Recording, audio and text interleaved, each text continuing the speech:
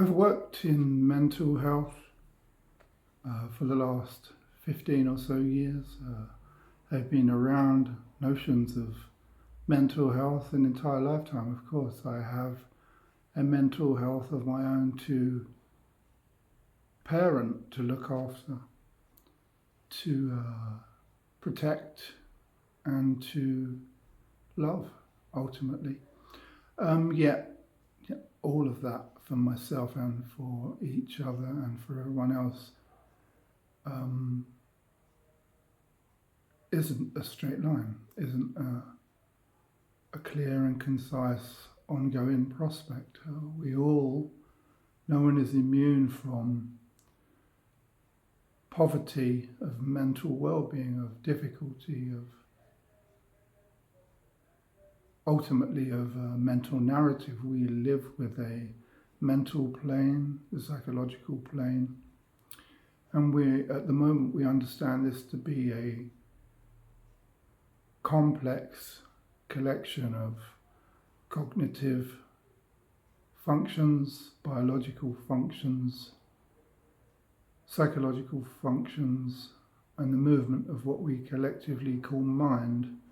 Mind has elsewhere been described as thinking, feeling, and sensing, and the accumulative energetic movement of those. But of course, human beings still call, and perhaps this is the case, the mental infrastructure, the thinking mind, the most powerful supercomputer that there is. Certainly human beings have created wonderful apparatus for our world, from cars to soup, to fire, to education, to war, to death, to comedy, to ecstasy, to intimacy, to laughter, to tragedy. And the mind is, of course, the psychological experience, the mental plane for the human being is indicated in all of these and every other thing. We perceive and know a world through the mental plane, in which our sensory apparatus, the eyes, the nose, the mouth, the touch, and the hearing, navigate a world from a seeming locality, that we usually call me or my or mine, or perhaps I, which we refer to these hundreds times a day as not necessarily as a mental narrative but as a stance. Essentially, we experience the world from this point of view, just as you are watching me talking and I am talking to you. So there's a seeming sense through our senses that I and a world of other people exist. And our processing of that through the senses, it seems to arrive in the mind and is modulated, relativized, and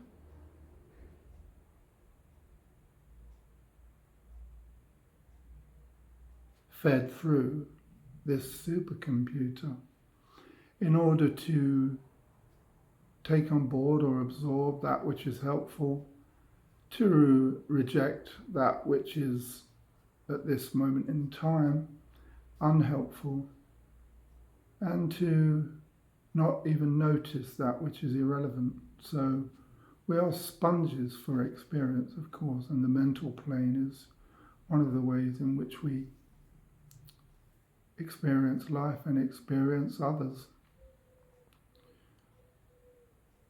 Now, of course, if this all goes according to plan and the accumulative effect of our total conditioning and our experience up until this point means that the present tense interaction is filtered accordingly in a way which is satisfactory and not harmful and not perceived as a threat, then we experience happiness and we experience connection with other people, we experience community, we can experience joy, happiness and fun and confidence and everything that seems to be wonderful and right about the human experience. And of course all of these things are. Yet if the perception does not match our experience, our total experience in the moment, perhaps we're having an argument or we're in some difficulty, or we've been cut up, or we're experiencing the emergent energy of frustration of some kind. So we're moving towards the more shadowy and complicated side of human experience in the moment. Then we perceive that to be uncomfortable. We have a narrative around positive and negative, which is very questionable and arguably, well, there is a place at least where both of these are helpful teachers for us. But that aside, in the moment, we all experience difficulty and we all experience simplicity or ease and discomfort. Now, the experience of discomfort, of course, if this endures and this carries on, then we find mechanisms. If we become trapped in discomfort, we find mechanisms and ways of changing the way we feel, changing the way we think, in order to be able to better manage an elongated period or a longer sense of discomfort. So perhaps somebody's died, or perhaps we've lost our job, or perhaps our car's been hit, whatever it is that as human beings we find difficult. Perhaps we're just hungry, or perhaps we don't know why we're in a season or period of discomfort. We'll use mechanisms in order to manage that experience, in order to try to pull ourselves mentally, because this is where suffering appears in the mental narrative first as a collection of words. Pull ourselves mentally back in the other direction towards comfort and ease. So ease and comfort are certainly one of the most alluring human experiences. They are, ease and comfort themselves are just other ways of saying happiness. And we're not talking about happiness as joyous laughter and ecstatic feelings. We're talking about that fluid state that the word peace also points to really well, that kind of homeostasis in the middle of experience. And we all live like this, so we would all rather just be in a fluid state, not so excited that we have to crash, and not so depressed that it becomes alluring to think of the idea of crashing so far that we don't even exist anymore. Seriously depressive states. Just get some water.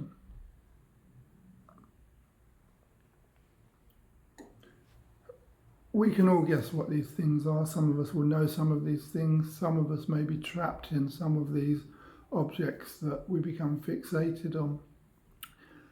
Food, shopping, substances like drugs, alcohol, relationships, sex, pornography, gambling, accumulating money, or redesigning a new image for ourselves to portray into the world as someone who doesn't look like and feel like I currently do.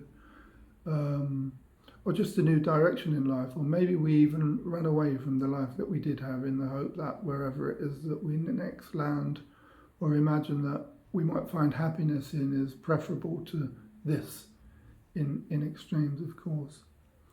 And then this brings us into contact with the idea of the word addiction, or becoming overly attached. Now, again, to be fair, we can all use these things in minor amounts. We can all turn the TV on and nullify our mental and emotional experience by binging a box set on download TV or watching our favourite programmes. And of course, a measure of these, or there's a culture in the country I live in, certainly, of a glass of wine or two in the evening, which often is. Most health professionals would treble the reports that you give to the amount that you use. A couple of glasses of wine, the phrase a couple is generally already half a bottle, maybe a bottle, depending on the size of your glasses, of course. So there's a functional way to use these things, but in extreme, the word addiction appears, and when we can become so mired in our attachment to these things that we become trapped and stuck in that mechanism for managing the life that we have. So this correlation between the use of the object that we've become fascinated by.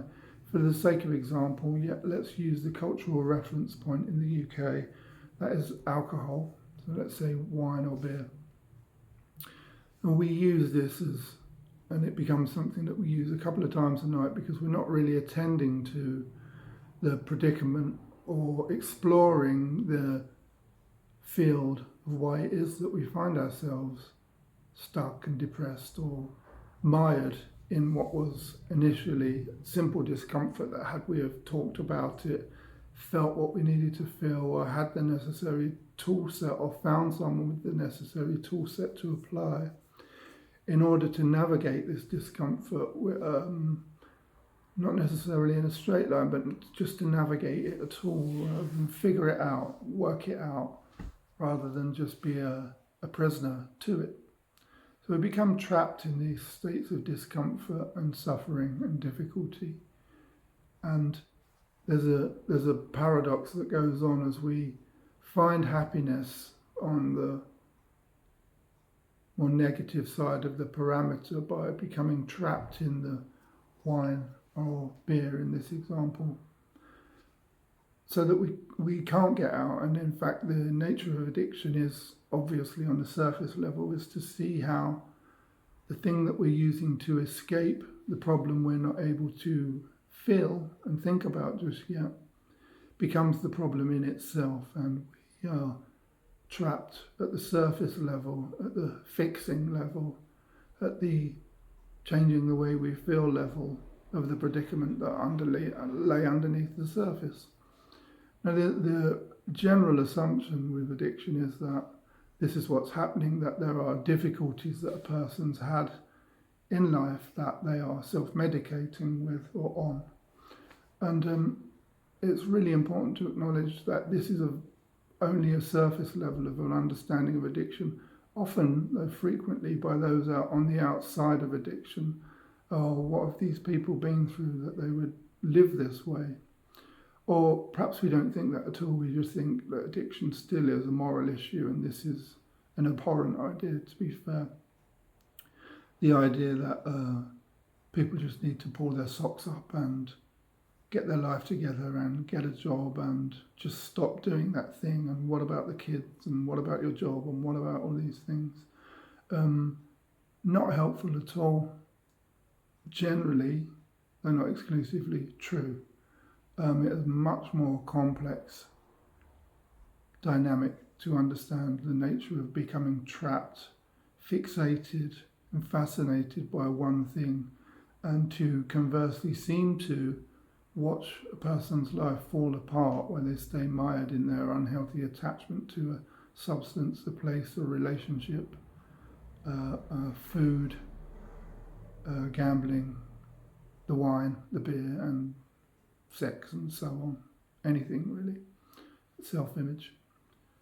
There are numerous models of what addiction is, but it's better to have an integrative view on what that is, that there is a complex dynamic of, perhaps though not exclusively, life events, which we're now calling trauma, that there are biological elements to addiction, there are psychological elements, there are self-image and self-concept notions of what's going on for the person, how they see themselves, the stories they're telling themselves. And there are chemical dependencies as well, where we're literally dependent on the substance in order to reach a state of, again, homeostasis. Generally, people that are chemically dependent over a number of time, they're not getting high. They are bringing themselves back from a state less than zero that regular functioning necessitates. And they are using because they're moving into withdrawals. So there's that factor too. Now, this idea that we are medicating the mental narrative bears some inquiry. So if there are stories that we have about ourselves, if there are thoughts and feelings that are so troubling to us that we become chemically dependent, those are, again, on the outside of seeing a person living in this troubling way. May wonder why it is they continue to do this over time, over days, weeks, months, and then years, and then decades, and for a lifetime, or even die of such a way of living that they have never come out of this set of situations, this circumstance, and take it to its ultimate end. Why would people choose to live like that? Well, there's a question around choice. Once a person's chemically dependent, there's a question once a person's even intoxicated, once or twice a week. We have to see that people that are intoxicating are operating from a different mindset. They are operating from a place of intoxication. We might say they're not in their right mind, but they're certainly not operating out of the usual mind with which most people attempt to, and may or may not be, arguably, functioning out of. But there's certainly a parameter around usual functioning for the mind that doesn't include being intoxicated. The chemical responses, the neurological responses to substances, whether that's food, or the neurological responses to experience or experiential addictions like gambling and sex and pornography and people, places and things that we're overly dependent on, all bring about neurological activity at the synapses through the activity of dopamine and serotonin, GABA, etc. All of the usual transmitters. There's a biological response that brings about happy feelings, or feelings other than the feelings we have been having, even if they're just fluid feelings, or a feeling other than the one that I'm currently trying to escape, changing the way we feel. We're not simply changing the way we feel, we're changing the neurological responses in the mind so that something other than that is appearing and is my current experience. So we move from that experience to this experience without even a mental narrative. Of course, this brings forth a different way of describing what we're thinking, and then a different way of describing what we're feeling. Those thoughts and feelings can be described as being a table, a circle that move between each other. We could discuss all day long which comes first, the thought or the feeling, and there's two answers to that from me. I don't mind. It's not a question I entertain very often, but if pushed, then I would say they work in unison, and both are worth exploration. So we're changing the way we feel to feel something other than that, and we're moving to this, and this can be done quite quickly. We can be in a healthy structure. We can become busy. We can do something other than what we're doing. Sitting around thinking.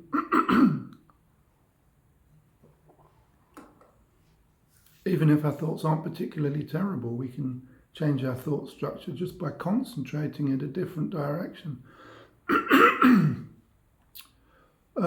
perhaps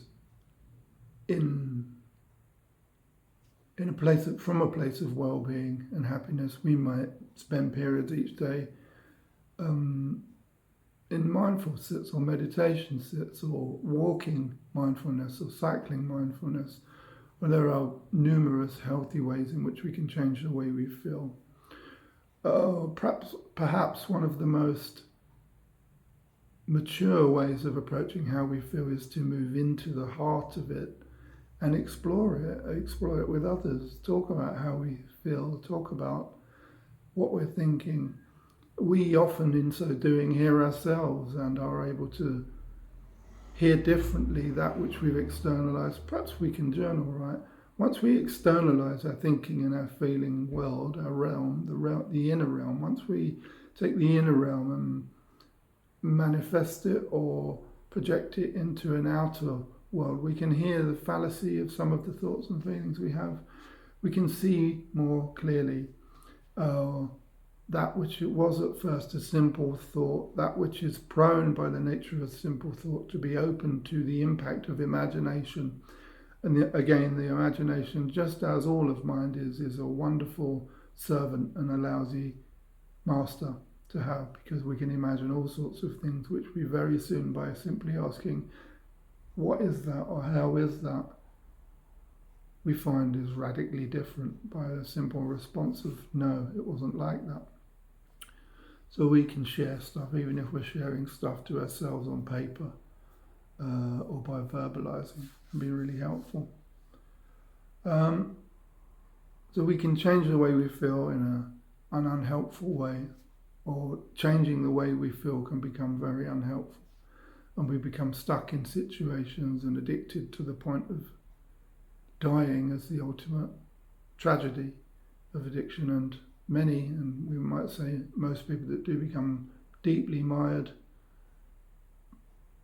generally experience health problems, and those health problems can mean the death of the body and the mind and the personality. And there's a lot of tragedy surrounding addiction, of course. Heroin addicts don't just die because they inject too much heroin. Cocaine users don't die because they have a heart attack on a cocaine bender. Alcoholics don't die because their liver packs up.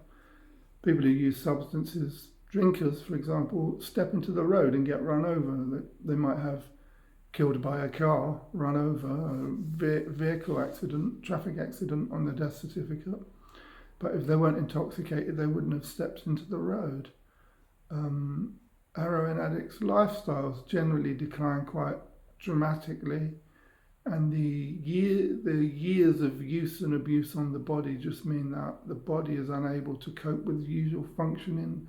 The immune system's compromised, lungs are damaged, heart stretched to its extreme, and a cocaine user might die of a heart attack having not used for 5, 10, 20 years, but somewhat the death can still be attributed to the impact and the consequences of prolonged substance misuse. Again, people that overeat or undereat, food complications, will experience consequences as a result of their unhealthy relationship with an object. From a lay point of view, why is it that people are concerned with changing the way they feel and keep making this same apparent choice, or keep responding to the same cognitive compulsion to do the same thing again despite the consequences of it? And this is really to ask the question that can somewhat explain a large part of how we're now beginning to see addiction. As we've said, there's a miasma, a collection of factors that go into how a person gets to that place, ends up in that place. The psychological, the emotional, the life story, the biological. It's a bio-psycho-social, emotional or spiritual, complex, integrated table of items that find a person living in such a way of being. The simple answer is because it works. To look out of our senses, as we saw at the beginning, to experience a world that we're finding difficult. The external world is found difficult on the inside. So the inside, the emotional and psychological response to a world in which we're finding it difficult to navigate is one of difficulty and suffering. And so we use objects that we find pleasurable in that external life that bring us a sense of comfort or temporary release. And these are the stimuli based in objects of the outside world that we found helpful, and we put them into the body, we put one in, or we experience the same behavior again. We lay down another bet, we masturbate one more time, or we pay for sex one more time, or we overeat and purge, or just overeat one more time, or we watch another season of TV on a computer. And the emotional response, as we've seen, is other than that which we initially had. and we just feel differently. And what we generally say is that we are blocking out the difficult and complicated feelings. Actually, there's a counter-intuition to the idea that something is being blocked out, and that is that we're actually moving further to our true self, further to our true state, further closer, intimately close to our sense of being below, that lies below or behind or before our thought narrative. So we are, on the surface at least, we are nullifying or bracketing for a period the thoughts we're having that create the feelings that we're having, and we're moving them to the side temporarily in the brackets that we've placed them in. So there is a fluid state, albeit a chemically induced fluid state, but there is still a sense of fluidity about this new experience. Even though we may have thoughts and feelings that arise as a result of this current experience, that might be, I like this feeling's pleasurable, I want to stay in this place, I don't want to go back to that place, I don't want to have to think and feel what I previously thought and felt. Now, of course, by using an external stimuli into the body in order to set aside the thoughts and feelings that we'd rather not have, excuse me again, what's going to happen is the sensation, the neurological sensation of the thought, of the impact of the stimuli on the body is going to revert to its original state. The thoughts and feelings are most likely going to return, so we do it again. To do again is addiction. To do again, to redo, is the root of the word addiction, or the Latin for which I'll spare you is addiction. Addiction means to redo, so we redo and we redo because, again, this feeling is preferable to that feeling. And so it goes. Yet, if we look at that fluid state, that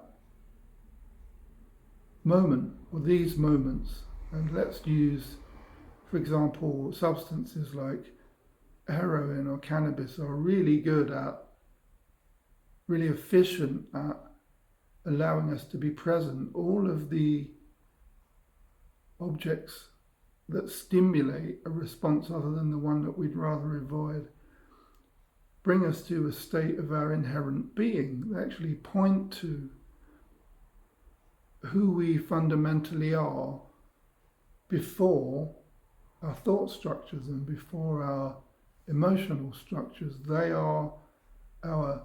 point to an experience of our true self, of our whole self, before the stories we have about ourselves, before the negative stories we tell ourselves about ourselves, before the negative stories we were given about ourselves by others, based on their negative stories about themselves and all of the projection and familial dysfunction,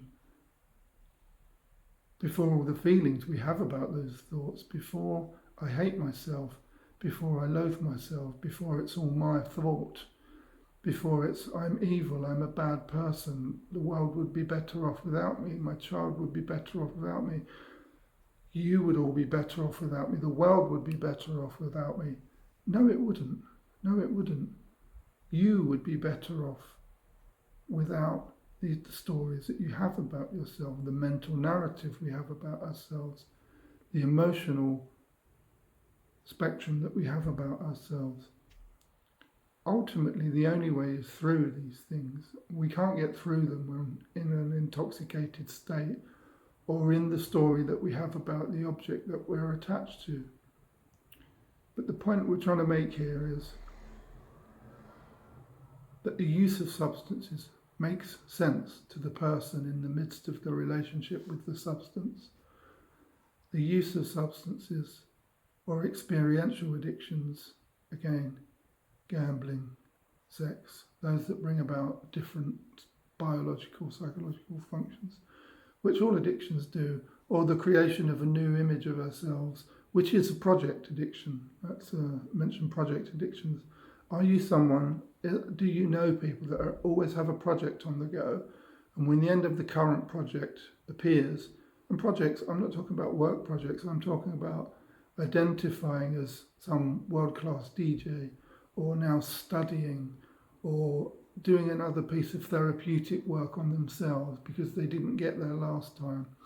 When they get near to the end of those kind of self-improvement programs and projects, they develop another one, or perhaps they get into tarot and angel cards, or some kind of spiritual, I don't mean this cynically about those things if that's what people are into, but some kind of spiritual image about themselves. Those two can be attachments that see us moving away from doing the inner work to really understand the nature of our own spiritual life, which is really just reality with a capital R over the reality with a small r that the objects, the fixture of fascination or addiction point to. So ultimately, substances, addictions are pointing in the right direction. They're just taking a path that cannot ultimately enable us to fully realize and latterly begin to travel that direction and ultimately fully embody that sense of happiness that they temporarily point to in tiny proportionate states. We want an entirely full and disproportionate experience. Some of them are really good at doing that. Stimulants, psychedelics are good at pointing in the right direction. Yet everything that the human being does as an attempt to bring about happiness or fluid states points in the right direction. Yet we finally find that the fullest experience of that is found in our purest form, is found in our uncovering and recognizing who we are as a human being by moving inwardly, because the only way out is through our stuff, through the unfinished business, through our parent tapes, through the sins of our fathers and mothers and parents, past all the stories, to our very being, the essence of who we are, past the realm of the senses to the essence of who we are. Not what we do, but what we are being. Nothing about a human doing, and everything as an ever-present human being.